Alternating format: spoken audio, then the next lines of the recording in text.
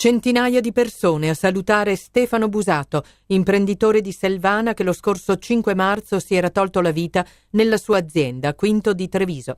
Familiari, amici e conoscenti si sono stretti attorno alla moglie e ai figli nell'ultimo saluto all'uomo. Una sofferenza come quella di Giobbe, che fa sentire l'uomo completamente abbandonato, quella che deve aver preso Stefano Busato, e che rimane, per chi sopravvive, come un macigno pieno di domande, ha rammentato il parroco di Selvana, don Antonio Guidolin, ricordando la pietra del sepolcro nell'episodio che narra la resurrezione di Cristo.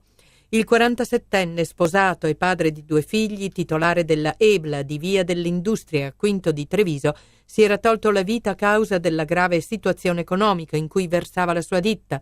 Solo una settimana prima a compiere il gesto estremo era stato il titolare del birrificio trevigiano di Vascon e del ristorante al mercato Gianfranco Mazzariol.